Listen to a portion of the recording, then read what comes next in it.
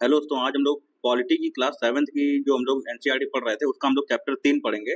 Chapter 3 का cover करेंगे और इसका नाम है राज शासन।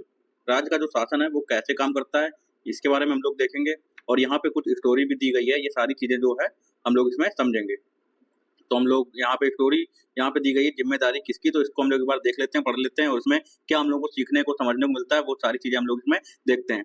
देखिए, यहाँ लिखा है कि अपने राज्य में पानी की कमी है और बहुत से लोग बीमार पड़ रहे हैं। मतलब ये जो बच्चे हैं ये एक न्यूज़पेपर को पढ़ रहे हैं, उसमें ये जो न्यूज़पेपर की कटिंग में ये सारी चीजें लिखी हुई हैं। आगे अगर हम लोग देखें, कई गांवों में लोग गंदला पानी पीते हुए पाए गए। नदी नाले और तालाब सूख गए हैं। बुरी तरह से प्रभावित इलाकों में गांव के लोग दूर दूर से पानी लेकर आ रहे हैं। तो ये लोग जो है जो न्यूज़पेपर है उसकी न्यूज ये लोग पढ़ रहे हैं। अब देखते हैं राज शासन कैसे काम करता है, जो राज्य का जो शासन है वह काम कैसे करता है। तो यहाँ हम लोग देखें, पिछले वर्ष हमने यह चर्चा की थी कि शासन 3 स्तरों पर काम करता है, स्थानीय, राज्य और केंद्र। यानी कि 3 स्तर हो गए, एक हो गया केंद्र, राज्य और स्थानीय। हमने कुछ विस्तार के साथ स्थानीय शासन के कार्यों के बारे में जाना भी था। इस अध्याय में हम जानेंगे कि राज्य स्तर पर शासन कैसे कार्य करता है, लोकतंत्र में राज्य का शासन किस तरह किया जाता है, विधानसभा सदस्यों और मंत्रियों की क्या भूमिका है, लोग शासन के सामने अपने विचार कैसे रखते हैं या किसी कार्य की मांग कैसे करते हैं। हम इन प्रश्नों पर विचार करने के लिए स्वास्थ्य का उदाहरण लेते हैं, मतलब हेल्थ का हम लोग एक एग्जांपल लेंगे, उसके जरिए सारी चीजें समझेंगे कौन कैसे काम करता है। ठीक, हम लोग यहाँ पे देखें, जिला मुख्यालय पातालपुरम में लोगों को 3 दिन में एक बार पानी की सप्लाई दी जाती है। यहाँ का जिला चिकित्सालय मरीजों से अटा पड़ा है, मतलब मरीजों से भरा पड़ा है। इनमें बड़ी संख्या में हैजे से पीड़ित बच्चे हैं। आगे हम लोग देखें, टीवी पर समाचार में बताया गया था कि हैजे से 10 लोगों की मृत्यु हो गई। क्या ऐसा हो सकता है? क्या कोई सचमुच इससे मर सकता है? क्या पता, बस मुझे ना हो जाए यह बीमारी। ठीक, तो ये बच्चे जो हैं जो यहाँ पे पढ़ रहे हैं, तो एक प्रकार से इनके अंदर घबराहट सी आ रही है कि हैजे से भी कोई मर सकता है। बाकी यहाँ पे देखें तो उस दिन दोपहर में मेरी मम्मी ने कहा है कि बाजार में कुछ ठंडा नहीं नहीं पीना है। आज सुबह उन्होंने अपना एक भाषण मुझे सुना दिया, तुम्हें अपनी सेहत की जिम्मेदारी संभालनी चाहिए सीरीन। ठीक, तो इस तरीके से यहाँ पे बातें हो रही हैं। अचानक ये पुलिस वाले ने कहा रुक जाओ। उसके बाद यहाँ पे एक आता है, रैली के कारण यहाँ सड़क बंद है। रैली वालों ने विधायक के घर का घेराव कर लिया है। सचमुच, लेकिन क्यों? उन्होंने कुछ कर दिया है क्या? तो हाँ, ये लोग तो उस काम पर गुस्सा दिखा रहे हैं जो उन्होंने नहीं किया है। ठीक, तो रैली एक तरीके से जाती है और अपने जो जो चुने हुए जो प्रत्याशी होते हैं, जो लोग होते हैं, उनके घेराव करते हैं जब वो कोई काम नहीं कर पाते। तो वो यहाँ पे स्टोरी बताई गई है और हम यहाँ मांग करते हैं कि अधिकारी तुरंत स्वास्थ्य की स्थिति पर नियंत्रण पाने के लिए कदम उठाएं। हमारे विधायक को इसकी जिम्मेदारी लेनी पड़ेगी। कैसी ऊंची आवाज है इनकी, ये कोई नेता वेता होंगे? तो मैंने ही टीवी पर भी देखा है, ये विरोधी दल के हैं। मतलब ये जो यहाँ पे ये जो एक फोटो दिखाई जा रही है ये विरोधी पक्ष की है और ये लोग जो है विधायक के से सवाल पूछ रहे हैं, सवाल उठा रहे हैं कि किस तरीके से यहाँ पे काम हुआ है। आगे देखें, विधायक कौन होता है। ठीक, तो विधायक कौन होता है ये हम लोग समझते हैं। उपरोक्त भाग में, मतलब उपर्युक्त भाग में आपने पातालपुरम की कुछ घटनाओं के बारे में पढ़ा। आप शायद जिलाधीश, चिकित्सा अधिकारी जैसे अधिकारियों के नामों से परिचित भी होंगे, परंतु क्या आपने विधायक और विधानसभा के बारे में सुना है? क्या आप अपने क्षेत्र के विधायक यानी एमएलए से परिचित हैं? जो एमएलए होता है, जो विधायक होता है, क्या आपको पता है कि वे किस पार्टी के हैं? विधानसभा सदस्य को विधायक यानी कि एमएलए यानी मेंबर ऑफ लेजिस्लेटिव असेंबली कहा जाता है। MLA member of legislative assembly का संक्षिप्त रूप, ठीक, संक्षिप्त रूप है। यहाँ हम लोग देखें तो यहाँ दिया हुआ है पातालपुरम में क्या हो रहा है, ये सारी चीजें हम लोगों ने देखी। यह समस्या इतनी गंभीर क्यों है? आपके विचार से उपयुक्त स्थिति में क्या कदम उठाए जा सकते हैं या क्या किया जा सकता है और आपके अनुसार किसे यह कार्य करना चाहिए? आप इस बारे में क्या सोचते हैं? तो इसके बारे में आप लोग एक विचार कर सकते हैं, सोच सकते हैं या लिख के भी देख सकते हैं आंसर राइटिंग के लिए। आगे हम लोग देखें, एमएलए का चुनाव जनता द्वारा किया जाता है, फिर वे लेजिस्लेटिव असेंबली के मेंबर यानी विधानसभा के सदस्य बन जाते हैं और सरकार बनाते हैं। इस प्रकार से हम कह सकते हैं कि विधायक जनता का प्रतिनिधित्व करते हैं। नीचे दिए गए उदाहरण से यह बात और अधिक स्पष्ट हो जाएगी। और यहाँ देखें तो अपने शिक्षक के साथ इन शब्दावलियों पर चर्चा कीजिए। कौन कौन सा शब्दावली है? आम सभा, भारत के राज्य, निर्वाचन क्षेत्र, बहुमत, सत्तारूढ़ दल और विरोधी दल। ठीक, ये सारी चीजें हम लोग अभी समझेंगे। क्या आप अपने राज्य के संदर्भ में इनके उदाहरण दे सकते हैं? बहुमत, सत्तारूढ़ दल और विरोधी दल। ठीक, तो ये सारी चीजें इसमें सीखने को मिलेंगी। आगे हम लोग पढ़ें, भारत के हर राज्य में एक विधानसभा है। हर राज्य कई निर्वाचन क्षेत्रों में बटा हुआ है। उदाहरण के लिए यहाँ दिए गए मानचित्र को देखिए। इसमें दर्शाया गया है कि हिमाचल प्रदेश 68 यानी 68 निर्वाचन क्षेत्रों में बटा है। कौन? हिमाचल प्रदेश। हर निर्वाचन क्षेत्र से जनता एक प्रतिनिधि चुनती है जो विधानसभा के सदस्य यानी विधायक बन जाता है। यानी कि निर्वाचन क्षेत्रों में जो क्षेत्र है उनको निर्वाचन क्षेत्रों में बांट दिया जाता है और वहां से प्रतिनिधि चुन लिए जाते हैं जो कि विधायक होता है, विधायक बन जाता है। आपने ध्यान दिया होगा कि चुनाव में लोग अलग अलग पार्टियों के नाम से खड़े होते हैं, इसलिए ये विधायक अलग अलग राजनीतिक दलों के होते हैं। जो लोग विधायक होते हैं वे मंत्री या मुख्यमंत्री कैसे बन जाते हैं? जिस राजनीतिक दल के विधायक आधे से अधिक निर्वाचन क्षेत्रों में जीत जाते हैं, राज्य में उस दल को बहुमत माना जाता है। यानी कि आधे से अधिक जिसके पास जो वोट आ जाते हैं या आधे से अधिक क्षेत्र के जो विधायक जीत जाते हैं उसकी पार्टी को बहुमत माना जाता है और वहां से उन विधायकों से मिलकर एक मुख्यमंत्री बनता है। बहुमत प्राप्त करने वाले राजनीतिक दल को सत्ता पक्ष और अन्य सबको विरोधी पक्ष वाला कहा जाता है। उदाहरण के लिए हिमाचल प्रदेश की विधानसभा में विधायकों के 68 निर्वाचन क्षेत्र हैं। आगे हम लोग यहाँ पे देखें, कहानी को आगे जाए रखते हैं। विभिन्न राजनीतिक दलों के उम्मीदवारों ने 2017 विधानसभा चुनाव जीता और वे विधायक बन गए। विधानसभा में कुल विधायकों की संख्या 68 है, इसलिए बहुमत प्राप्त करने के लिए किसी भी राजनीतिक दल को 34 से अधिक विधायकों की आवश्यकता होगी। भारतीय जनता पार्टी के 44 विधायक होने के कारण उन्हें बहुमत मिल गया और वे सत्ताधारी दल के सदस्य बन गए हैं। आगे हम लोग यहाँ पे देखें अगर, तो ये पूरा एक क्षेत्र दिया गया है। यहाँ पे इधर जम्मू कश्मीर है, इधर उत्तराखंड है, यहाँ पे पंजाब है और ये है पूरा हिमाचल प्रदेश। तो यहाँ पे अगर देखें तो ऊपर दिए गए नक्शे में हिमाचल प्रदेश को जामुनी रंग से दिखाया गया है। ये जो नक्शा दिखाया गया है यहाँ पे, ये है हिमाचल प्रदेश यहाँ पे। ठीक, पुस्तक के पृष्ठ 111 पर दिए गए भारत के नक्शे में पेंसिल से इनकी आकृति बनाए और आप जिस राज्य में रहते हैं उसकी भी बनाए और हिमाचल प्रदेश राज्य की। ठीक, तो यहाँ पे देखें तो यहाँ पे आपको हिमाचल प्रदेश दिखाया गया है और उसके जो क्षेत्र हैं वो कहाँ कहाँ तक बटे हुए हैं, कैसे कैसे निर्वाचन क्षेत्रों में उसको बांटा गया है, ये यहाँ पे दिखाया गया है। आगे देखें तो यहाँ पे हिमाचल प्रदेश में 2017 में हुए विधानसभा चुनाव के परिणाम दिए गए हैं। ये राजनीतिक दल है और ये चुने गए सदस्यों की संख्या है। तो देखें तो बीजेपी जो है उसको 44 मिले हैं, INC जो है इंडियन नेशनल कांग्रेस 21 मिले इनको, कम्युनिस्ट पार्टी जो है मार्क्सिस्ट 1 मिली है, निर्दलीय जो लोग निर्दलीय लड़ते हैं उनको उनमें से 2 जीतते हैं, यानी कि टोटल लोग है 68 और सबसे ज्यादा मिले हैं बीजेपी को। तो बीजेपी ने यहाँ पे अपनी सरकार बना ली, यानी कि मुख्यमंत्री जो बनेगा वो बीजेपी का बनेगा। अन्य सब विधायक विरोधी दल के सदस्य बन गए। इस उदाहरण में इंडियन नेशनल कांग्रेस मुख्य विरोधी दल बनी क्योंकि भारतीय जनता पार्टी के बाद सर्वाधिक विधायक उसी के थे। विरोधी पक्ष में कुछ अन्य पार्टियां भी थीं और कुछ निर्दलीय उम्मीदवार भी थे जो चुनाव जीतकर आए थे। चुनाव के बाद सत्ताधारी दल के विधायक अपने नेता का चुनाव करते हैं जो मुख्यमंत्री बनता है। इस उदाहरण में भारतीय जनता पार्टी के विधायकों ने श्री जयराम ठाकुर को अपना नेता चुना और वे मुख्यमंत्री बन गए। इसके बाद मुख्यमंत्री मंत्रियों का चयन करता है। चुनाव के बाद राज्य का राज्यपाल मुख्यमंत्री और अन्य मंत्रियों की नियुक्ति करता है। जो राज्यपाल होता है राज्य का वो मुख्यमंत्री की नियुक्ति करता है और मुख्यमंत्री की सलाह पर ही अन्य मंत्रियों की भी नियुक्ति करता है। यहाँ पे हम लोग देखें तो अपने प्रदेश के बारे में वैसे आंकड़े पता कीजिए जैसे आपने हिमाचल प्रदेश की तालिका में देखे, उन्हें एक तालिका के रूप में दर्शाइए। तो ये एक प्रैक्टिकल के रूप में बताया गया है कि इस प्रकार से चीजों का प्रैक्टिकल करके देख सकते हैं। राज्य का प्रमुख राज्यपाल कहलाता है। उसकी नियुक्ति केंद्र सरकार द्वारा यह सुनिश्चित करने के लिए की जाती है कि राज्य सरकार संविधान के नियमों अधिनियमों के अनुसार अपना कामकाज चलाएं। अपने राज्य के राज्यपाल का नाम पता लगाइए। ये एक तरीके से प्रैक्टिकल वाली बात है और यहाँ पे राज्यपाल के बारे में हमने समझ लिया। अब आगे देखें, कई बार सत्ताधारी दल किसी एक पार्टी का ना होकर कई पार्टियों से मिलकर बनता है, इसे गठबंधन सरकार कहते हैं।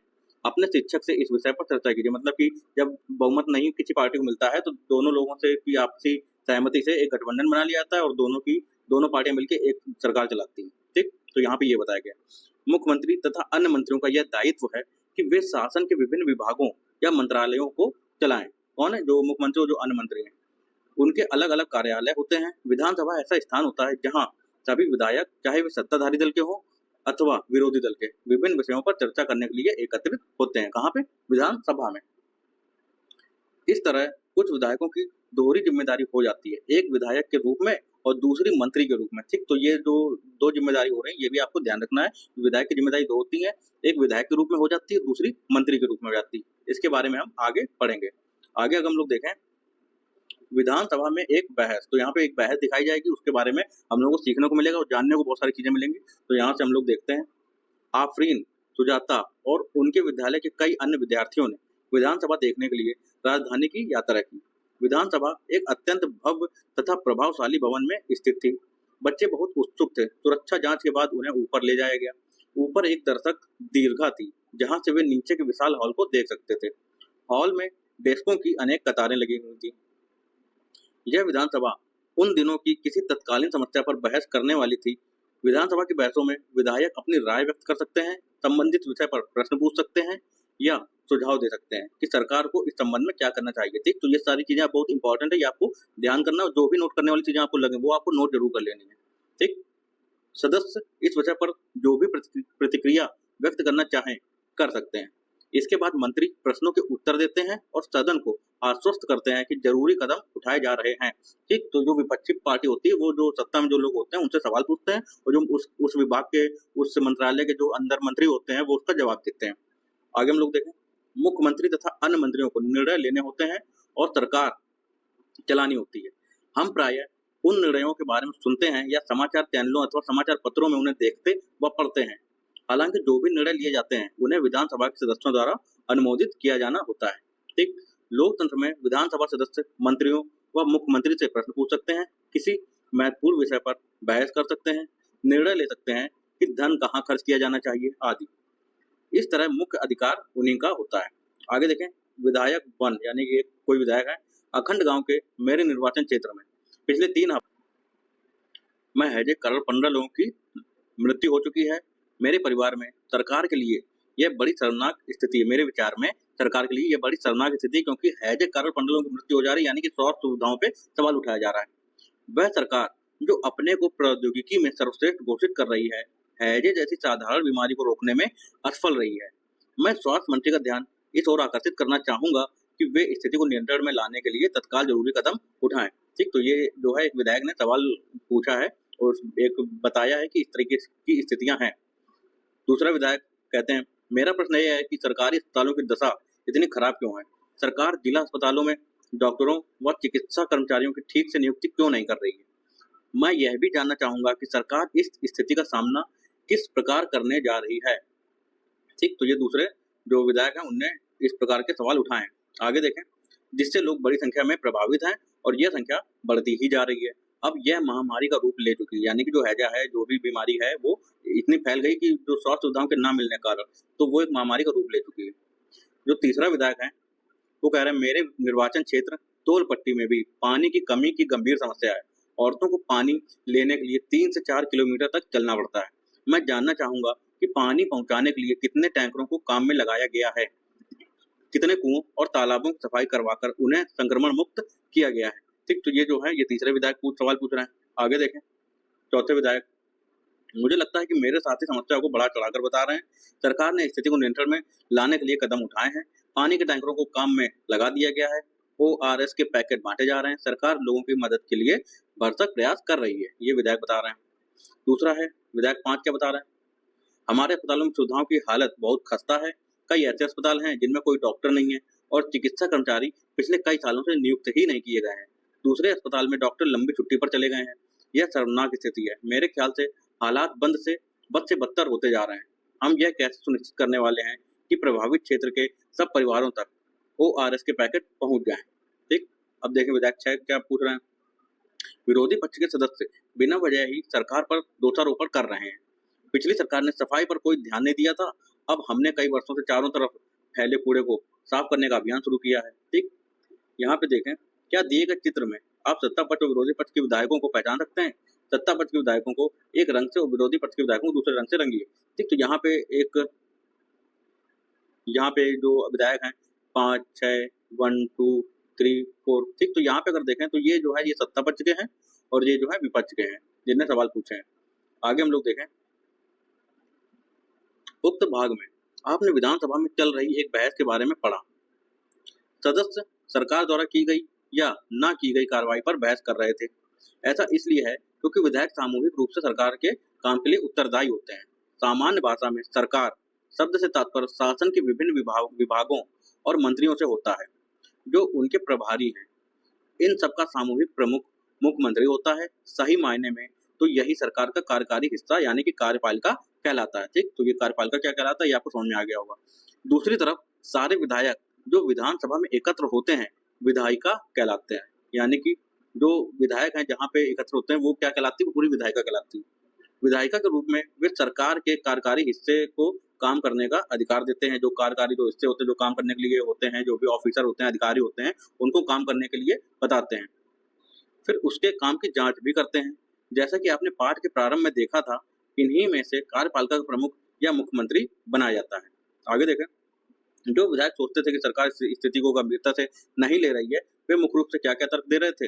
दूसरा, यहाँ पे यदि आप स्वास्थ्य मंत्री होते तो उपर्युक्त चर्चा का उत्तर किस प्रकार देते, और आपके विचार से क्या उपर्युक्त बहस कुछ अर्थों में उपयोगी रही, कैसे चर्चा कीजिए। व्याख्या कीजिए कि सरकार की कार्यप्रणाली में एक सामान्य विधायक और उस विधायक में जो मंत्री भी हैं, क्या अंतर है। ठीक, तो ये सारी चीजें आप लोग सोच सकते हैं, बता सकते हैं। शासन की कार्य प्रणाली के बारे में अब हम लोग देखते हैं, तो यहाँ पे जो भी चीजें आपको नोट करने लायक लगे वो जरूर नोट कर लीजिएगा। केवल विधानसभा में ही सरकार के काम के बारे में टीका टिप्पणी और सरकार से कार्रवाई करने की मांग नहीं की जाती। आप नियमित रूप से अखबारों, टीवी चैनलों और अन्य संगठनों को सरकार के बारे में बातें करते देखते हैं। लोकतंत्र में अनेक माध्यमों द्वारा लोग अपने विचार व्यक्त करते हैं और कार्रवाई करते हैं। इसी तरह का एक तरीका यहाँ देखिए। विधानसभा में चर्चा होने के थोड़े ही समय बाद स्वास्थ्य मंत्री की प्रेस वार्ता की गई, प्रेस कॉन्फ्रेंस की गई। इसमें विभिन्न समाचार पत्रों के प्रतिनिधि काफी संख्या में आए। इसमें मंत्री और कुछ शासकीय अधिकारी भी उपस्थित थे। मंत्री ने सरकार द्वारा उठाए गए कदमों के बारे में बताया। जो प्रेस करने जो मीडिया आई थी, उनको अपने कार्यों के बारे में बताया। इस प्रेस वार्ता में अखबारों के संवाददाताओं ने अनेक प्रश्न पूछे। इन चर्चाओं की रिपोर्ट विभिन्न समाचार पत्रों में प्रकाशित हुई। अगले पृष्ठ पर ऐसी ही एक रिपोर्ट दी गई। तो जो रिपोर्ट दी गई वो अभी हम लोग देखेंगे।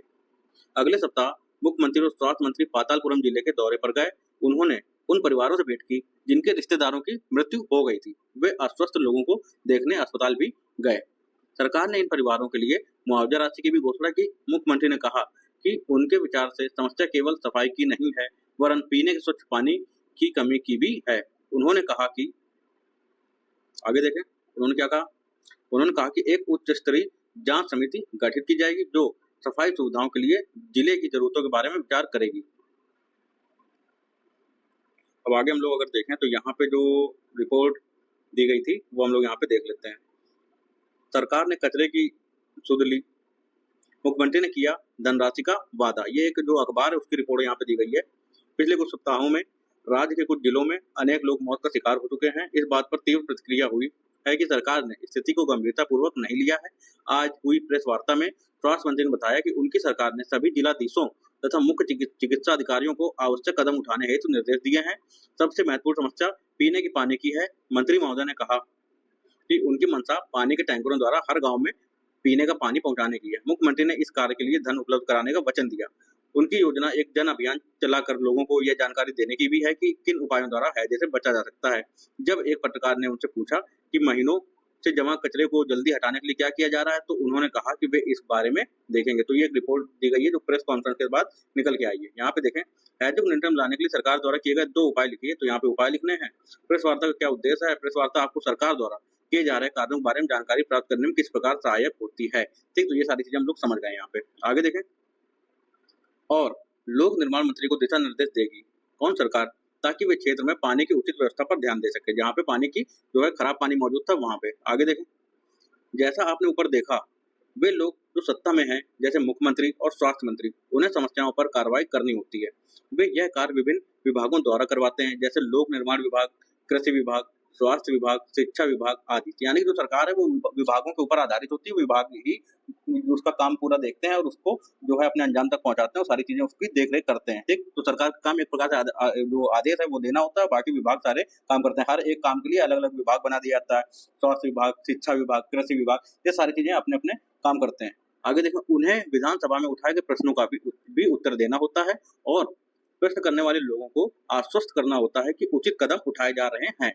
इसके साथ साथ समाचार पत्रों व अन्य माध्यमों में भी इन विषयों पर चर्चा होती है, जिसका उत्तर सरकार को देना होता है, जैसे प्रेस वार्ता आयोजित करना। ठीक, सरकार सफाई और स्वास्थ्य सेवाओं के लिए नए कानून बनाने का भी निर्णय ले सकती है। उदाहरण के लिए वह कानून बनाकर हर निगम के लिए यह अनिवार्य कर सकती है कि शहरी क्षेत्रों में पर्याप्त शौचालयों की व्यवस्था हो। यह भी सुनिश्चित किया जा सकता है कि हर ग्राम में एक स्वास्थ्य कर्मी की नियुक्ति हो। किसी भी विषय पर कानून बनाने का यह कार्य प्रत्येक राज्य की विधानसभा द्वारा किया जाता है। ठीक, इसके पश्चात विभिन्न शासकीय विभाग इन कानूनों का क्रियान्वयन करते हैं। पूरे देश के लिए कानून संसद में बनाए जाते हैं, यानी कि जो पूरे देश का जो कानून है वो कहाँ बनता है, वो संसद बनता है, यानी पार्लियामेंट में बनता है। संसद के बारे में आप अगले वर्ष में पढ़ेंगे, यानी कि हम लोग क्लास 7 क्लास 8 की बुक में हम लोग संसद के बारे में बहुत अच्छे से पढ़ेंगे। लोकतंत्र में विधायकों यानी MLA के रूप में जनता अपने प्रतिनिधि चुनती है और इस तरह शासन मुख्यतः जनता का ही होता है। फिर सत्ता पक्ष के सदस्य सरकार बनाते हैं और कुछ सदस्यों को मंत्री बनाया जाता है। ये मंत्री सरकार के विभिन्न विभागों के प्रभारी होते हैं। जैसे ऊपर दिए गए उदाहरण में स्वास्थ्य विभाग, इन विभागों द्वारा जो भी कार्य किया जाता है उसे विधायिका द्वारा अनुमोदित या स्वीकृत कराया जाता है। ठीक, आगे हम लोग देखें तो यहाँ पे एक फोटो दी गई है, एक चित्र दिया गया है जहाँ पे लोग आंदोलन कर रहे हैं। इस प्रकार से सरकार से लोकतंत्र में लोग अपना मत व्यक्त करने और सरकार का विरोध करने के लिए सभाएं आयोजित करते हैं। ठीक, तो यहाँ पे इस प्रकार की सभाएं होती हैं, आप सबने देखा भी होगा। आगे हम लोग अगर देखें तो यहाँ पे विभाग का नाम दिया गया है, उनके कार्यों के उदाहरण जैसे स्कूल शिक्षा विभाग, लोक निर्माण विभाग, कृषि विभाग, ये सब क्या क्या काम करते हैं ये सब आपको बताना है। कृषि विभाग जो कृषि संबंधित फसल और जो बीज या जो भी चीजें होती हैं जो किसानों को किसी तरीके से लाभ पहुंचाया जा सके वो हो गया कृषि विभाग का कार्य। लोक निर्माण विभाग जो पब्लिक वेलफेयर डिपार्टमेंट होता है, जो पब्लिक को लाभ पहुंचाने के लिए जैसे स्वास्थ्य सुविधाएं, पीने का पानी, इस प्रकार की चीजें, सड़क वगैरह, तो ये सब उसका काम हो गया। और स्कूल शिक्षा विभाग जो स्कूल की देख रेख करता है, स्कूल में जो भी असुविधाएं होती हैं, जो भी कमियां नजर आती हैं, उनको पूरा करने का काम करता है। तो इस प्रकार के यहाँ पे विभाग दिए गए हैं। आगे देखें, वॉलपेपर की परियोजना। वॉलपेपर एक मजेदार गतिविधि है जिसके माध्यम से रुचि के किसी विषय पर शोध किया जा सकता है। यहाँ जो तस्वीरें गई हैं वे कच्चा वॉलपेपर बनाने के विभिन्न पहलुओं को प्रस्तुत करती है। अपने शिक्षक की सहायता से पता लगाइए कि उपरोक्त शासकीय विभाग क्या काम करते हैं और उन्हें तालिका में दिए गए रिक्त स्थानों में भरिए। ठीक, तो यहाँ पे भरने को बोला गया है। आगे देखते हैं, शिक्षिका चुने गए विषयों का पूरी कक्षा को परिचय देती है और संक्षिप्त चर्चा करके कक्षा को कुछ समूहों में बांट देती है। समूह उस मुद्दे पर चर्चा करता है, यानी जो ग्रुप जो बनाया होता है वो उस मुद्दे पर चर्चा करता है और तय करता है कि वॉलपेपर में क्या क्या दिखना चाहिए। इसके बाद बच्चे अपने आप या दो दो की जोड़ी में इकट्ठी की गई सामग्री को पढ़ते हैं और अपने अनुभवों और विचारों को लिखते हैं। इसके लिए वे कविताओं, कहानियों, साक्षात्कारों, विवरणों आदि की रचना कर सकते हैं। ठीक, यहाँ पे भी इस प्रकार से जो भी सामग्री चुनी गई, बनाई गई या लिखी गई, उसे समूह के लोग मिलकर देख लेते हैं। वे एक दूसरे के लिखे हुए को पढ़ते हैं और अपने सुझाव देते हैं। वे मिलकर यह तय करते हैं कि वॉलपेपर में क्या क्या जाएगा और फिर उसका लेआउट बनाते हैं। ठीक, तो इस प्रकार से यहाँ पे एक प्रैक्टिकल हो रहा है जिस तरीके से बच्चों को चीजें ज्यादा से ज्यादा समझ में आए। इसके बाद प्रत्येक समूह अपना वॉलपेपर पूरी कक्षा के सामने प्रस्तुत करता है। यह महत्वपूर्ण है कि समूह के एक से अधिक सदस्य को प्रस्तुत करने को कहा जाए और सभी समूह को अपना काम बताने के लिए बराबर का समय मिले। जब भी समूह अपना प्रस्तुतिकरण कर ले, जो भी समूह, तो समीक्षा के लिए ऐसे प्रश्न पूछना अच्छा रहता है। अपने आप वे और क्या क्या कर सकते थे, क्या करने से उनका काम और ज्यादा व्यवस्थित हो जाता, लेखन और प्रस्तुतिकरण में सुधार के लिए क्या किया जा सकता है। तो ये सारी चीजें एक प्रैक्टिकल के रूप में यहाँ बताई गई हैं। यहाँ देखें तो सन 2006 में डेंगू की महामारी के विषय में यह वॉलपेपर कक्षा 6B केंद्रीय विद्यालय क्रमांक 2 हिंडन गाजियाबाद उत्तर प्रदेश के विद्यार्थियों ने बनाया था। ठीक, तो ये आप देख सकते हैं। आगे देखें, अपने राज्य की सरकार के कार्य से जुड़े किसी अन्य मुद्दे पर ऐसा ही वॉलपेपर निकालने की एक परियोजना करो, जैसे ज्वर की महामारी, कोई शिक्षा कार्यक्रम, कानून और व्यवस्था का कोई विषय, मध्याह्न भोजन कार्यक्रम यानी मिड डे मील। ठीक, तो ये सारी चीजें यहाँ बताई गई हैं। तो यहाँ से हो जाते हैं हमारे अभ्यास शुरू, यानी कि क्वेश्चन। ये तो यहाँ पे हमारा होता है चैप्टर कंप्लीट। तो इस चैप्टर को कंप्लीट होने के बाद आप लोग जो अगला चैप्टर पढ़ेंगे उसमें रहेगा चैप्टर नंबर 4। तो उस चैप्टर के बारे में हम लोग अगले वीडियो में कवर करेंगे। तब तक के लिए धन्यवाद।